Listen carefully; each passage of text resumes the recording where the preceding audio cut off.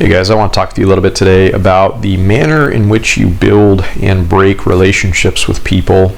I think I'm mostly talking about building a relationship in a romantic sense with somebody, but I suppose you could also equate this to other forms of relationships, be it a friendship or even a family tie, perhaps to some extent. But as I said, more of what I'm talking about today is just the fashion in which you go out and you build up a relationship with somebody, and when the time comes, if it comes, if you have to make a break from that situation, just a little bit about how to do that and what I think is the best approach if you are at that juncture.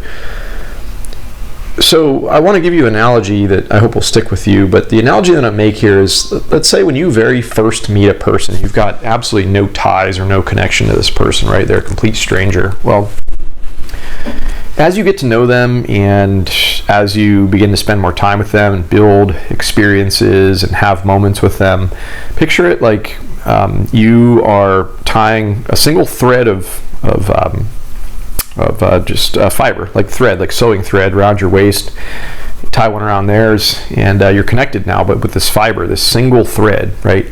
Now, in the very beginning, it's very easy to just pull away a little bit, and you could break this thread without much effort at all, and you're probably not going to care about it. It's not going to take a lot of effort. It's not going to be painful. You got one thread connecting you, right? So it's easy to get out of a situation, obviously, the earlier in that you are with a person that you might be going down this road with. But just think about every single time you hang out with them and every experience that you have with them and every hardship that you go through with them and every positive and negative time. You're putting down more and more threads every single time you have those things with somebody. So before you know it, that single thread turns into many threads, and over a long period of time, like you've quite literally got like a strong rope, let's say, that connects you both, and then just over time the rope gets bigger and bigger and bigger, and you have this strong tie or connection to this person in a sense. And as I said, it at some points in time it does become necessary to make a break for any number of reasons. If you're in an unhealthy relationship, or things are not going right, or you're not the right people for each other, but it still stands to exist that you have this connection, you have all those strands and threads, and like I said, the strong rope at this point connecting you. So when you get to that point, this is just my opinion and my belief, but I think a lot of people would agree with me, it would be very tedious and take a lot of time, and I would argue to say painful, if the method in which you were trying to separate from this person was to one by one go in reverse and break one little thread at a time, one little strand at a time, and get that rope to fray. That is a very hard way to leave a relationship, unfortunately. And the opposite of that, as you've probably already guessed, is just quite literally taking a knife or a strong pair of scissors or whatever you want to say, and just making a cut at one time, just cutting through all those little fibers and making a break for it.